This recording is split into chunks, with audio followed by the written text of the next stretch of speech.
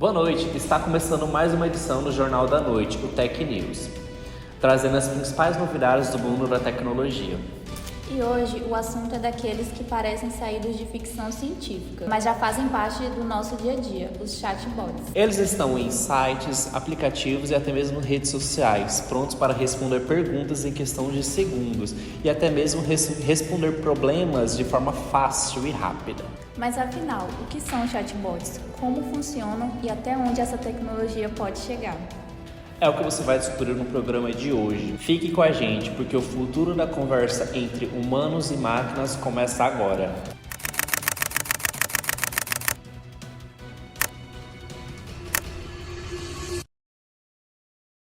E na reportagem especial da noite, a nossa correspondente Fabiana vai para uma empresa, uma startup de tecnologia especializada em chatbots e assistentes virtuais para tirar algumas dúvidas mais técnicas. E estamos aqui fazendo uma visita na startup de tecnologia para saber um pouco mais sobre chatbots e sobre a empresa e sobre as coisas que eles desenvolvem aqui. Estou aqui com a Ingrid e a primeira pergunta, Ingrid, é o que são os chatbots, qual é a origem, por que eles estão em alta? Então, os chatbots, eles são basicamente programas que simulam conversas humanas e eles surgiram nos anos de 1960 com um projeto chamado ELISA. E hoje eles estão em alta porque a inteligência artificial, ela tornou possível criar esses atendimentos mais rápidos, personalizados e disponíveis o tempo todo, que é um diferencial no mercado. E estamos aqui com o desenvolvedor Marcelo para responder para a gente como funcionam e como são usados os chatbots. Chatbots são usados com uma combinação de processamento de linguagem, de inteligência artificial, em alguns casos de aprendizado da máquina. Eles analisam o texto, a fala do usuário, como ela interage. Aí, a partir disso, o bot ele seleciona a melhor resposta para você. Ele recebe a mensagem ou comando, também ele analisa a sua linguagem e gera uma resposta melhor para o que você solicitou. Eles são muito utilizados em sistemas eletrônicos, comércios, bancos, até redes sociais também, como o seu Instagram, Facebook, nas suas recomendações. E além de tirar dúvidas, o time de desenvolvedores dessa startup vai mostrar na prática, por trás dos panos, como que funcionam as assistentes virtuais, os chatbots, todo o processo de criação e tudo mais. Agora a gente vai tentar falar um pouquinho com o Guilherme, nosso outro desenvolvedor, que é um pouquinho mais ocupado, para ele responder mais uma pergunta para a gente. Guilherme, você tem um tempinho para responder uma pergunta para a gente? Para participar da entrevista? Rapaz, se for rápido, posso. É rápido sim, é só uma perguntinha. Então, como você acha que a IA alavancou os atendimentos por meio dos chatbots? O atendimento por meio do WhatsApp ficou muito mais comum ao longo das décadas, né? E com a chegada da inteligência artificial, isso ficou muito mais orgânico, muito mais rápido, muito mais estável para as respostas, né? Antigamente, quando um ser humano demorava por volta de 10 minutos para dar uma resposta e talvez satisfazer o usuário, hoje em dia se torna instantâneo. Com a chegada da IA no WhatsApp, por exemplo, no Discord, no Telegram da vida, isso tornou muito mais rápido, muito melhor para o usuário no final das contas, né? Diminuindo assim o custo da empresa na questão de atendimento, de assistência técnica e melhorando a conectividade junto com os usuários, né? Certo, obrigada pelo seu tempinho. E agora ficamos com o Luan e a Kate no nosso estúdio. Obrigada. Estamos aqui com uma estudante da área da saúde. Você acha que chatbots poderiam ajudar ou não uma pessoa em necessidade sobre alguma dúvida médica? Eu acho que depende bastante, Porque da mesma forma que pode tirar dúvidas, mas também pode ali te causar uma certa preocupação desnecessária. Que às vezes a gente pesquisa, o que é uma dorzinha ali? Será que uma dorzinha ali seria o quê? Aí a internet, o chat, ele pode estar ali te dando informações mais graves do que realmente te dando um medo desnecessário e causando uma certa confusão que você pode estar tirando ali realmente com o médico presencialmente, com um profissional que realmente vai saber lhe auxiliar e não lhe causar um desespero desnecessário. E também as falsas informações, que ele não vai saber identificar ao certo o que seria a sua dúvida, E você, o que você sabe sobre o assunto sobre chatbots? Cara, eu sei que o chatbot ele veio para auxiliar nos momentos que não tem exatamente um atendimento humano, ou para quando as pessoas não querem ter despesa com um atendimento humano. Porque o chatbot você já consegue definir coisas, padrões de respostas que o ser humano iria devagar mais, iria ser mais caro, coisa assim. Agora eu consegui um tempinho com o Gui para ele mostrar para a gente um dos projetos da startup que mais fez sucesso sobre saúde. Ele vai mostrar aqui um pouquinho para a gente. Então, eu vou estar mostrando na prática como que funciona um chatbot por trás dos panos. Aqui, eu estou fazendo a utilização de uma ferramenta que ela é específica para a gente criar diversos tipos de automações e, entre elas, criar também um chatbot.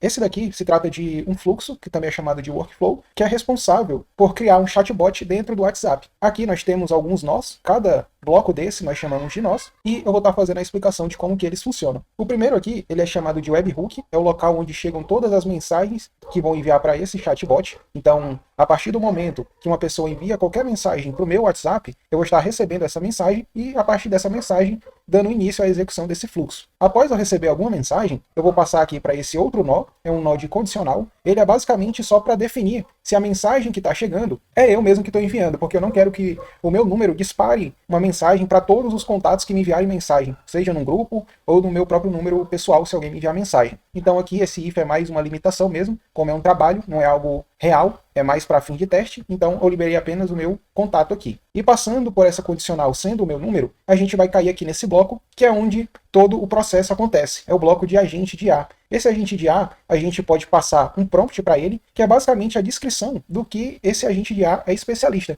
Então aqui dentro desse prompt eu passei aqui o domínio, que nesse caso é o assunto que ele vai ser especialista. Nesse caso aqui é a saúde do trabalhador e situação de saúde no Brasil. E o tipo de agente que ele é um assistente conversacional especializado. E a partir desse prompt, nesse caso aqui eu passo outros detalhes, como por exemplo a parte de papel, missão e limites, até aqui a parte de regras, que é a parte onde ele vai estar respondendo ali o usuário com base nessas regras finais e fatores que ele não pode desobedecer, como por exemplo, nunca inventar, supor ou extrapolar. Por exemplo, se alguém enviar uma determinada mensagem e ele não souber, baseado na sua base de conhecimento, ele não deve inventar uma informação falsa. E aqui eu recebo a mensagem do usuário, que vem lá do webhook, e eu vou estar capturando a mensagem que o usuário vai estar enviando no meu WhatsApp. Logo em seguida, a gente também tem aqui algo que é obrigatório dentro desse nó, que nesse caso é o tipo de chat, o modelo que nós vamos utilizar. Nesse caso aqui, nesse projeto, nós estamos utilizando dois. Nesse caso aqui é um da OpenAI e outro da Gemini, só que aqui na parte da base de conhecimento. Vou estar chegando lá logo logo. E aqui eu estou usando o modelo 4.1 mini por uma questão mais de economia mesmo, mas ele já é o suficiente para a gente conseguir executar esse trabalho de maneira bastante precisa. Logo em seguida a gente tem dois nós, que é um de memória e outro de tool. Esses dois nós são opcionais, mas eles servem basicamente aqui, o de memória, que é o Simple Memory, é basicamente para ele manter uma janela de contexto em uma determinada conversa. Nesse caso aqui, eu defini para 50, o que significa que a cada 50 mensagens, se o usuário que está tendo uma conversa comigo, ele mandar mais de 50 mensagens, vai acabar perdendo o contexto. Como aqui é algo mais para um trabalho, eu coloquei 50, que já é um contexto bem legal, que já dá de testar sem muitos problemas, sem nenhum problema na realidade. E aqui é a base de conhecimento, é onde, quando o usuário fizer uma determinada pergunta, é essa base de conhecimento que o nosso agente de IA vai consultar para responder esse usuário. E logo em seguida aqui a gente tem o nó de enviar texto, que é basicamente a resposta que a base de conhecimento vai dar para esse agente vai capturar essa resposta, reformular essa resposta para deixar nos padrões que foram definidos aqui dentro do prompt desse agente e vai estar retornando aqui ao usuário, vai estar enviando a mensagem de volta lá dentro do WhatsApp para o usuário. E aqui, entrando no nó de base de conhecimento, que é esse daqui, ele é basicamente esse fluxo aqui. Ele é um MCP, um Model Context Protocol, que é algo que muitos da gente já usa atualmente, que é basicamente para eles conseguirem ali uma base, um contexto, para eles responderem uma determinada pergunta de um usuário. Nesse caso aqui, do chatbot, mas ele tem diversas aplicações. Logo em seguida, ele tem esse outro nó que vai detalhar a base de conhecimento dele. Vai fazer aqui uma breve descrição do que tem nessa base de conhecimento. Aqui, esse limit nada mais é do que os pedaços da resposta que o agente de IA vai retornar lá do banco de dados. Então, vou estar pegando as 5 melhores trechos das perguntas lá que o usuário fez, vou estar convertendo isso em uma consulta lá dentro do meu banco de dados vetorizado, que nesse caso aqui é o Pipecone, e vou estar pegando os 5 melhores retornos que o agente de IA vai retornar para mim. Nesse caso, quem faz esse retorno aqui é o Embimed, que é responsável por fazer essa consulta lá dentro do banco de dados vetorizado, e aqui também é utilizando a OpenAI. E aqui o modelo da Gemini, que é outro modelo que eu tinha comentado, que vai trazer ali a resposta de volta para o nosso agente de IA. Então, é basicamente esse o fluxo. Eu vou estar aqui acessando o meu WhatsApp, e aqui eu vou estar fazendo primeiro uma mensagem, mandar um olá, a gente vai aguardar um pouco. aqui ele já me respondeu. Nesse caso, eu estou mandando uma mensagem para mim mesmo, mas é o agente de IA que está me respondendo. E é bem legal que a gente consegue visualizar esse fluxo aqui dentro da parte de execuções. Esse aqui foi o último fluxo que foi executado, esperar carregar. E aqui a gente pode ver que ele fez todo esse fluxo. Ele recebeu a mensagem, foi o meu número que enviou a mensagem e caiu aqui dentro. A gente pode, inclusive,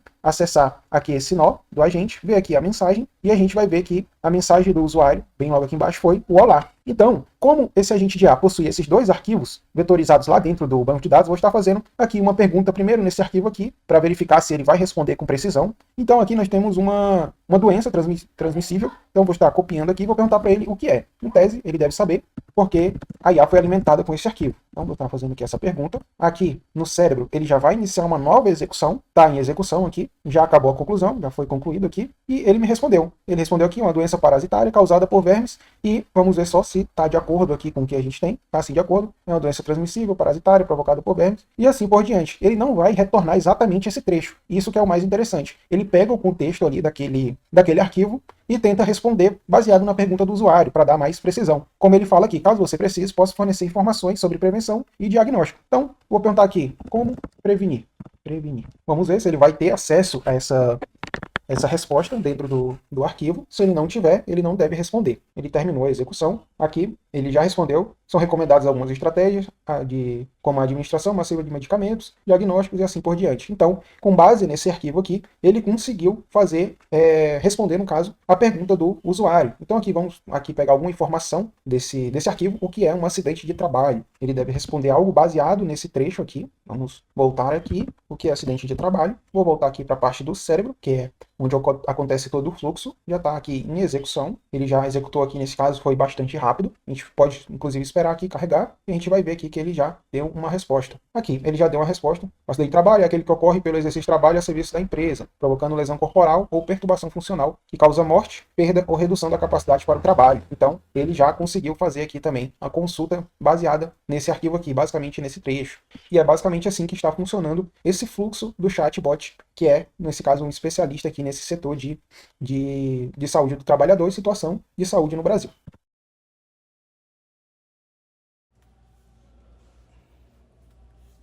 Como podemos ver, foi um projeto muito interessante, ainda mais com a explicação do nosso correspondente Antônio. E agora eu vou passar para os nossos jornalistas, Kate e Luan. Nossa, foi muito interessante o assunto de hoje, né, sobre chatbots e assistentes virtuais. Realmente, eles vieram aí para ajudar a gente, para auxiliar a gente, né, facilitar a nossa vida, o nosso dia a dia. Até para as pessoas, que nem foi citado no exemplo, a área da saúde, que foi implementado esse chatbot na área da saúde. Até para ajudar as pessoas que não têm um fácil acesso a um serviço de saúde, né? Tirar algumas dúvidas mais básicas por ali, né? E tá ficando tão humano que até quem é mais leigo, né? Geralmente pessoas mais idosas têm suas dificuldades.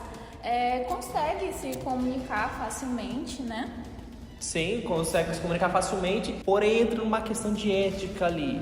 Até onde a IA vai, a interação entre a IA e o ser humano vai, onde a gente consegue se diferenciar, o que sabemos o que foi respondido por IA, o que sabemos que foi respondido por um ser humano.